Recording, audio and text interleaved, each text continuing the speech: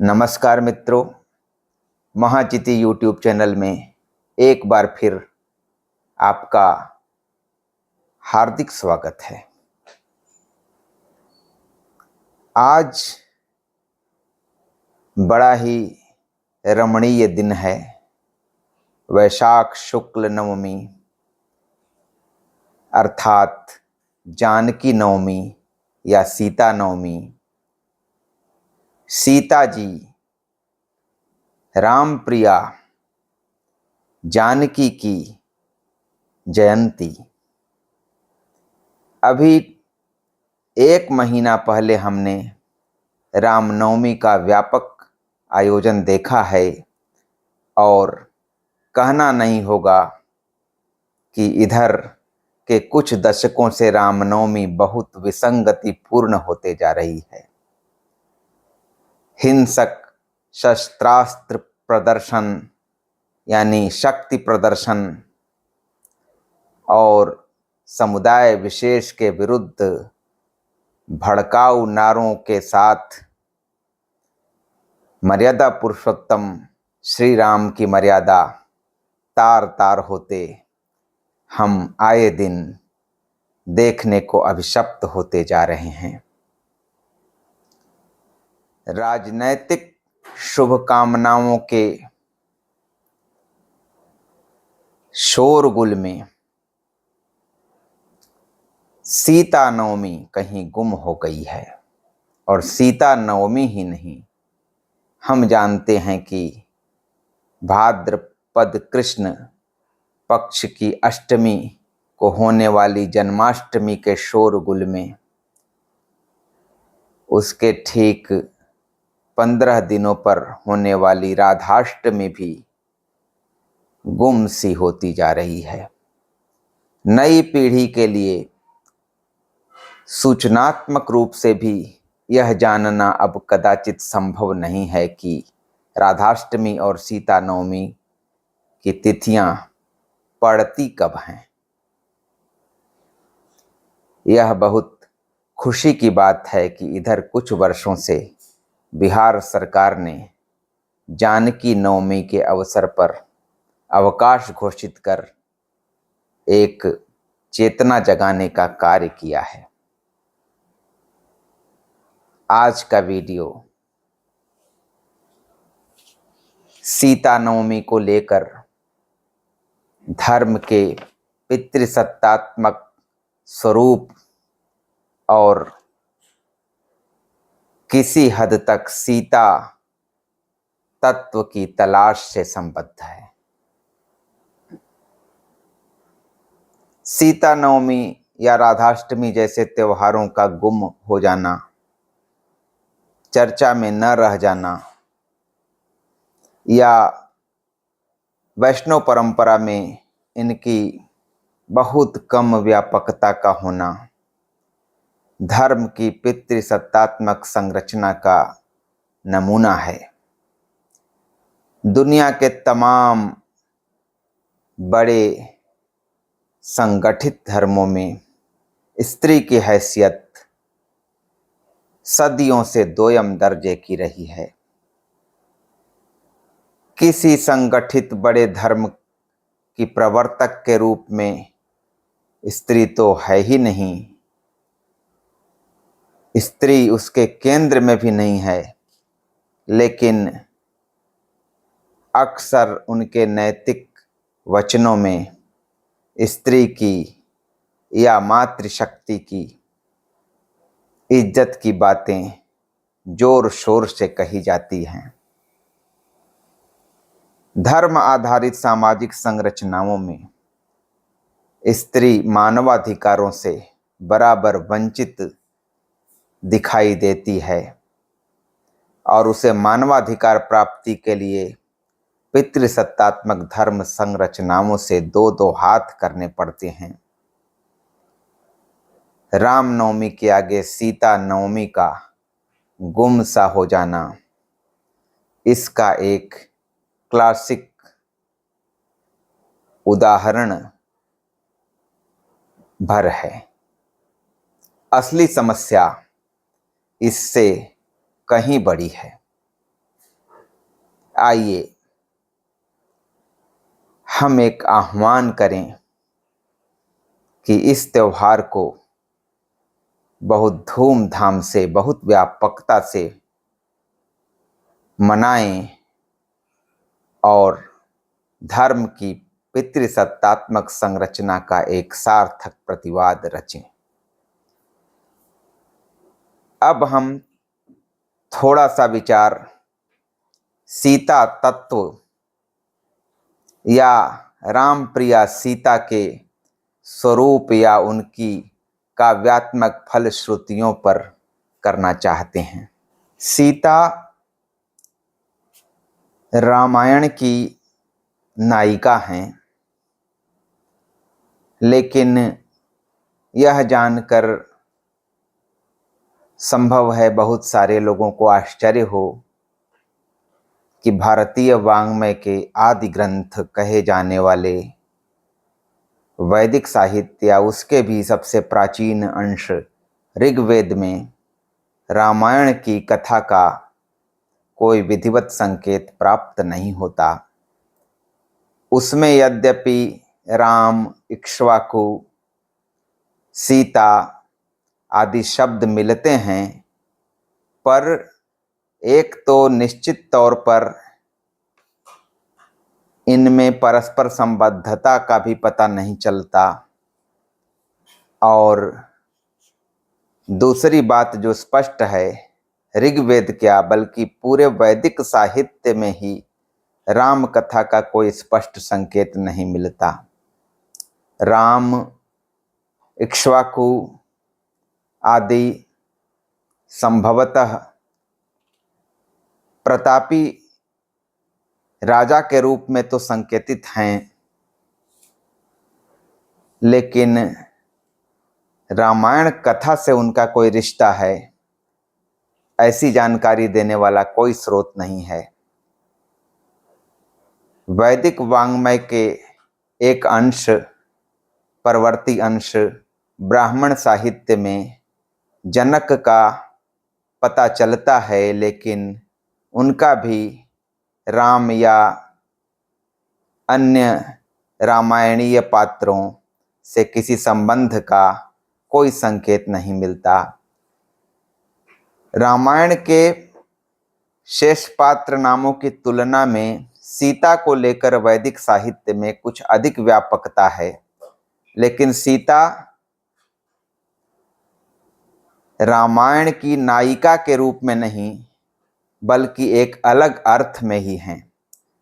ऋग्वेद के एक सूक्त में 2 बार सीता की स्तुति है, और सीता वस्तुतः जमीन पर हल चलने से जो रेखा बनती है उसी का पर्याय है, और धीरे धीरे मानवीकरण हुआ।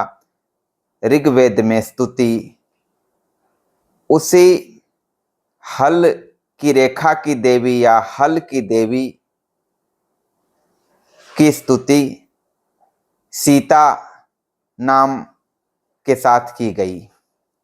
ऋचा हम देखें, अर्वाची सुभगे भव सीते वंदा महेत्वा यथा नः सुभगाससी यथा नः सुफलाससी। इसका आशय है, हे सुभगे सीते, यानी हे हल की रेखा या हल की रेखा रूपी देवी, तेरी हम वंदना करते हैं। हम पर कृपा करने वाली बनो तुम, हमें उत्तम ऐश्वर्य देने वाली बनो तुम, उत्तम फल देने वाली बनो तुम।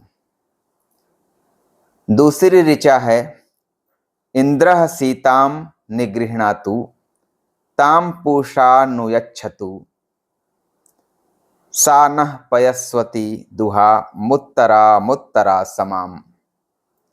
आशय है, इंद्र सीता को ग्रहण करें। सीता मतलब हल की मूठ। पूषा उसका संचयन करे। वह पानी से भरी सीता प्रत्येक वर्षा हमें धान्य प्रदान करती रहे। सीता से संबंधित भारतीय वाङ्मय में यही सर्वप्राचीन प्रार्थना है जो ऋग्वेद के चौथे मंडल के 57वें सूक्त में है। इसी के आधार पर आगे यजुर्वेद और अथर्ववेद में भी और वैदिक वाङ्मय के अन्य अंशों में भी प्रार्थनाएं हैं।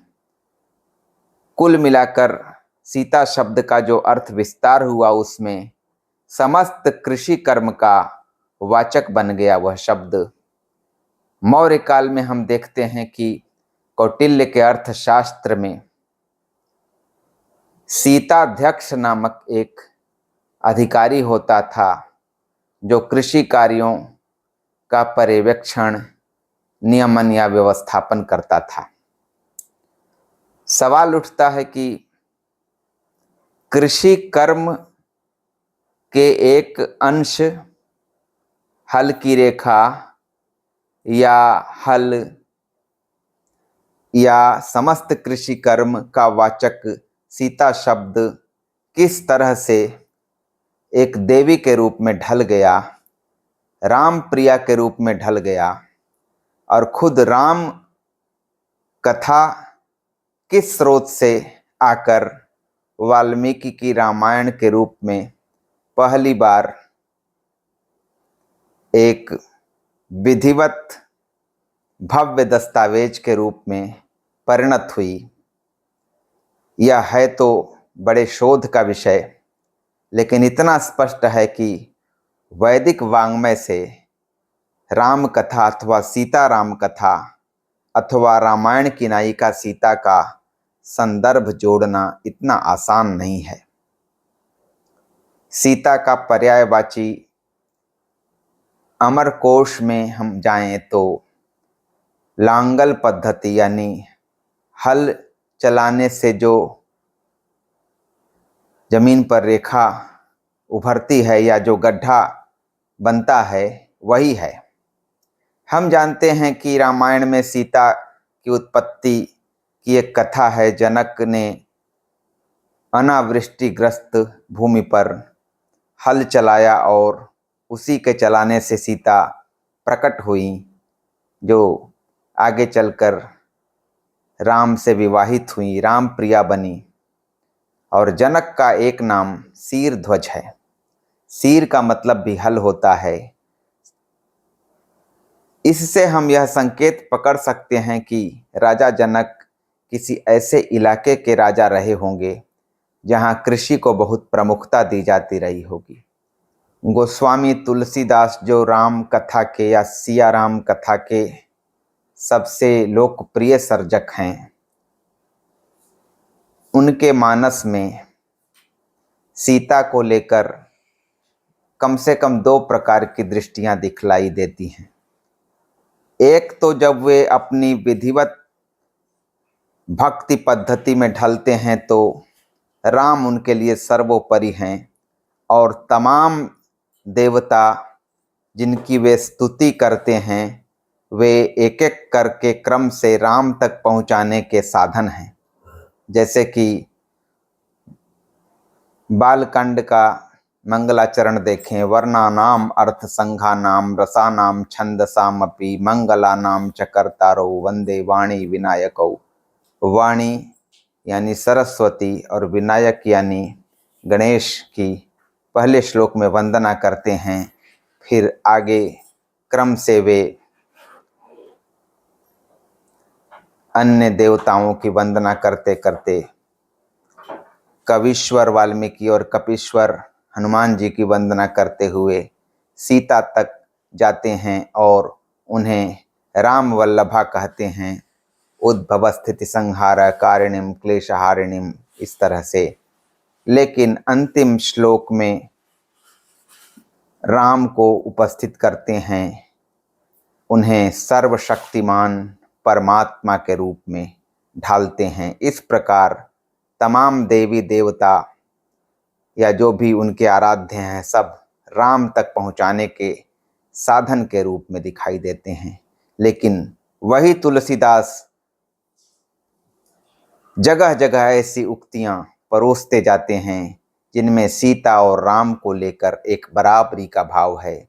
सिया राम मय सब जग जानी, या बंदौ सीता राम पद, इस तरह की पंक्तियां भी मानस में बहुतेरी मिल जाती हैं। तुलसीदास की विशेषता यह भी है कि राम कथा में जो सदियों से स्थापित कुछ अतिवादी घटनाएं या सामाजिक विमर्शों के अनुसार दलित विरोधी और स्त्री विरोधी घटनाएं, जैसे सीता का निर्वासन और शंभूक का, उनका तुलसीदास के उस समय के विवेक ने बहिष्कार किया और मानस में इन घटनाओं की जगह नहीं है। कि तुलसीदास अपने समय के विवेक के अनुसार या निजी विवेक के अनुसार राम कथा का मानवीय परिष्कार करते चलते हैं। राम के द्वारा सीता के परित्याग को लेकर दो प्रकार के विमर्श चलते हैं। एक विमर्श उनके मर्यादा पुरुषोत्तम रूप की रक्षा करते हुए इस प्रकार चलता है कि उन्हें पति धर्म और प्रजा धर्म में से एक का चुनाव करना था, तो प्रसंगवश उन्होंने प्रजा धर्म को चुना। लेकिन दूसरा विमर्श इससे बिल्कुल असहमत होता है। जयशंकर प्रसाद के उपन्यास कंकाल में कुछ इस शब्द में वह विमर्श सूत्रीकृत दिखता है। सीता निर्वासन एक इतिहास विश्रुत महान सामाजिक अत्याचार है, और ऐसा अत्याचार अपनी दुर्बल संगिनी स्त्रियों पर प्रत्येक जाति के पुरुषों ने किया है। विनोबा भावे एक जगह इस प्रकार के विमर्श के पक्ष में बिल्कुल खड़े दिखाई नहीं देते, और वे कहते हैं कि राम को ये पता था कि सीता को वे समझा लेंगे लेकिन प्रजा को नहीं समझा पाएंगे, इसलिए उन्होंने पति धर्म और प्रजा धर्म में से प्रजा धर्म को चुना। सीता निर्वासन के पीछे वे इसी आशय को ढूंढते हैं। निर्वासिता सीता वाल्मीकि आश्रम में रहकर 2 संतानों को जन्म देती हैं और बहुत सारी कठिनाइयों के साथ सिंगल मदर की भूमिका निभाती हैं। हिंदी के प्रसिद्ध कवि पंडित अयोध्या सिंह उपाध्याय हरिऔध ने वैदेही वनवास नामक एक महाकाव्य लिखा है। उसकी कुछ पंक्तियां हम देखें। अधिक शिथिलता गर्भभार जनिता रही, फिर भी परहित रता सर्वदा वे मिली। कर सेवा आश्रम तपस्विनी वृंद की, वे कब नहीं प्रभात कमलिनी सी खिली। 2 पुत्रों के प्रतिपालन का भार भी उन्हें बनाता था न लोक हित से विमुख। यह ही उनकी हृत तंत्री का राग था, यही उनके जीवन का था सहज सुख। एकाकिनी माता किस कष्ट से वंशजों को बड़ा कर रही हैं, और इसके साथ परहित निरता भी हैं। हरिऔध ने इसका बड़ा खूबसूरत चित्रण किया है। सीता को लेकर हम अनेक प्रकार की छवियां देख सकते हैं, और राम और सीता के संबंध को लेकर भी तरह तरह के विमर्शों में जा सकते हैं।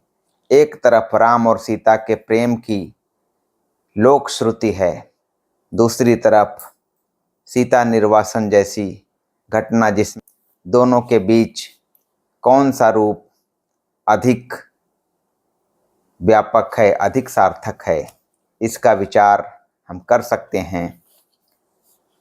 राम और सीता का प्रेम पूरे वाल्मीकि रामायण में या तुलसी के मानस में भरा हुआ है। तुलसी के मानस में पुष्प वाटिका से उस प्रेम की शुरुआत होती है, और आगे जब राम वनवासी होते हैं तो पग पग पर वह प्रेम दिखता है। उसी प्रेम के लिए उन्होंने सेतु बंधन किया, समुद्र पार करके रावण को पराजित किया, रावण का संहार किया। लेकिन वनवासी राम पर जब शासक राम का व्यक्तित्व आता है तो सीता के प्रति एक दूसरे प्रकार का भाव दिखता है, जिसके हम यहाँ आलोचक हो सकते हैं।